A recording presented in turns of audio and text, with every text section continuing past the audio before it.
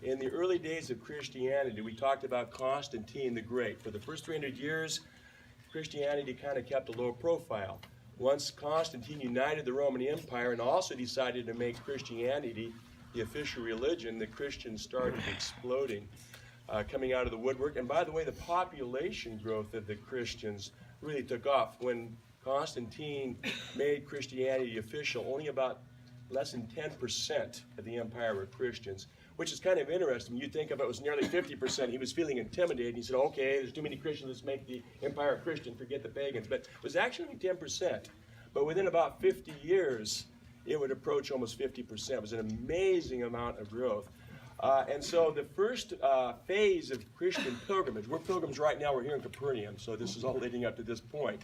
When Constantine made Christianity the official religion, he sent his mother, Helena, actually on a pilgrimage here to try and identify all the Christian sites. As I've said a couple of times on this trip, history, the actual historical reality of the Christ event was very important to Constantine and the new born-again Christians, so to speak. And a lot of the early Christians, too, as they were being converted in these huge numbers after Constantine, they were starting to flood into this new movement. People were logically asking questions. Well, who is this Jesus? And where are these places? And are they real? And so you start seeing churches being built all over the Roman Empire, but particularly here in the Holy Land. They tried to find, it wasn't hard to find Jerusalem, but they wanted to find places like Bethlehem. Where was Jesus born? They had to ask people. And Nazareth, they went up there, we're going to be going to Nazareth, they'd be going to Bethlehem. And of course Capernaum, they wanted to know where these places were. And wherever they could find these places, they built churches so that pilgrims would have a place to come and worship at the actual spot where this historic event took place.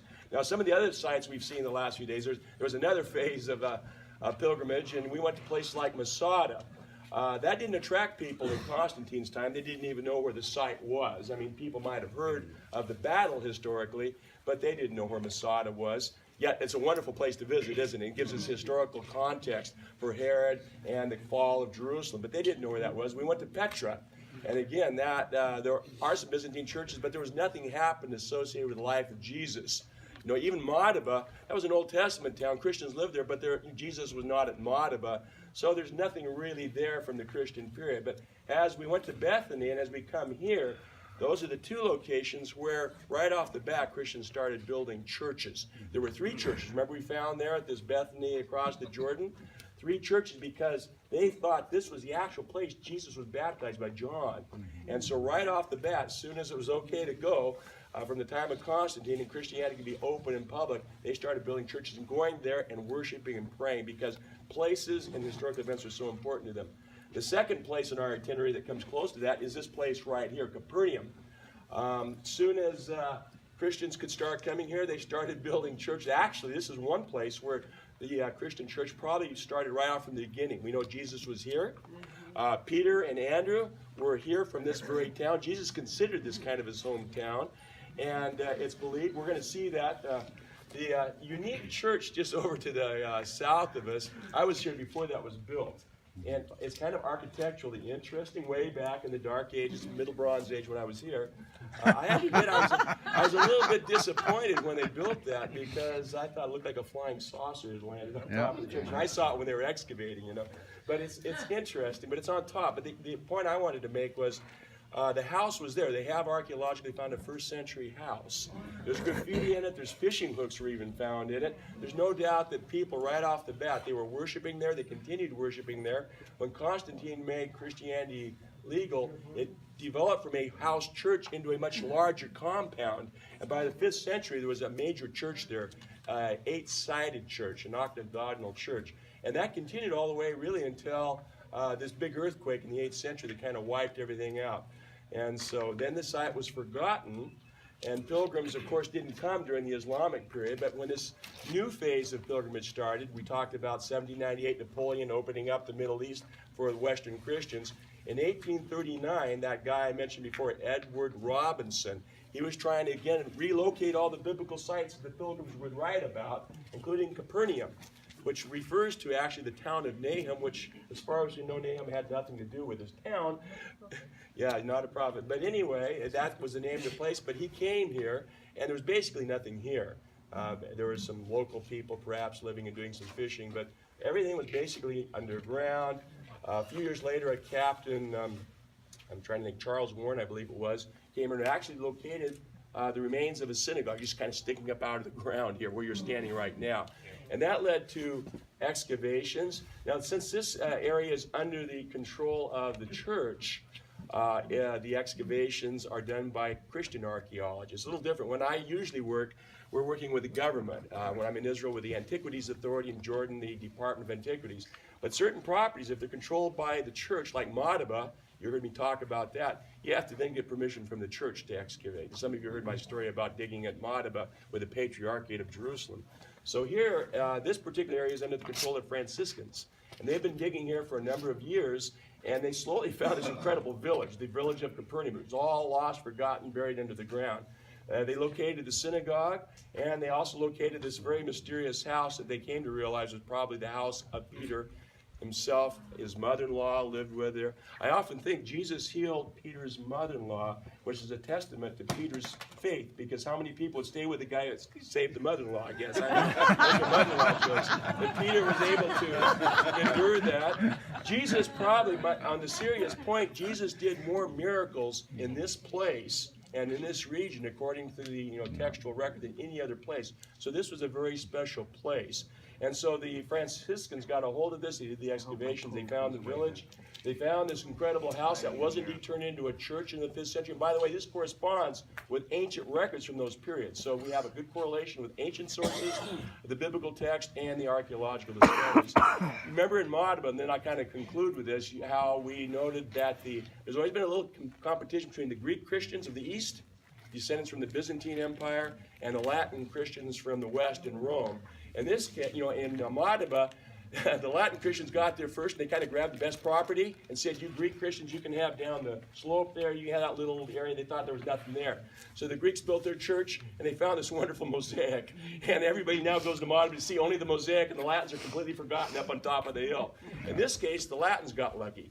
They have the synagogue here, possibly the place where Jesus ministered, and then they have Peter's house, which turned into church, an early house church, by the way. It's a lot of discussion about house churches lately. And the Orthodox church, the Greeks are over on the other side of the wall, and they don't have anything really. They've got some of the village, but there's no interest in visiting that. So in this case, it kind of reversed itself. Archaeologically, there's a lot of controversy about this. There's no doubt about the historicity of the site and the events. We know that there was a synagogue here. This particular synagogue, though, was built, and archaeologists argue, around the 4th century. It may be on top of an early synagogue, but that's debated. There's also a little bit of discussion on the date of the village and so forth. But there's no doubt this was here at the time of Jesus. The village was there, and I think that the house is probably very likely. We're going to get some rain. Oh, it's nothing. Nothing, just a little bit of rain. This is a miracle because there's no cloud about it. Yeah, there's no cloud. Where's The the rain's rain coming down, from? some showers of blessings. And so there has been some issue, but there's no doubt we're in an actual place. It was either in this synagogue or near where Jesus preached his gospel. Some people accepted it very readily, but there was some reticence. But it wasn't until after this time that the Christian church continued to grow here. It grew and grew until there was a pretty thriving Christian community, side by side at times with the Jewish community here. And they survived together until about the 8th century A.D. Any questions or reactions that you would like to? Yes. That has to do just with your last comment there. So did this area fall into disuse in the 8th century about the time of that major earthquake? Yeah, like so many other places, an earthquake pretty much took this town out, apparently. And when you destroy everything and kill everybody, people tend to move on. So there was some tension, though, to be honest. But some people speculate that there was a period of time because the Christians are fighting the Persians. When the Christians got the lower hand, the Jews are thought to have destroyed the Christian church. The Christians later got the upper hand, and they retaliated by destroying the synagogue. I don't know how true that is, but there are some historians that argue that that's the case, so that the holy places might have been destroyed actually before the earthquake finished it off. Maybe God said the earthquake, you guys can't get along, okay, everybody out of the pool. So that may have been what happened. We don't really know for sure, but we know by the 8th century that pretty much nothing but a few itinerant folks were living here, some fishermen and so forth, but the grand history had passed on. Yeah. What should we look for as we wander around? The main things to look for, I suppose, and your guides, again, they're going to know this stuff well because they take people here all the time, but you have the synagogue we're standing in, of course. There's a couple of dedicatory inscriptions on two of the columns here. This, again, has been largely reconstructed. When you go outside, look down, you'll see the basalt. Most of this town is built out of black basalt, like much of the most of the villages in this area, and they have this beautiful white limestone.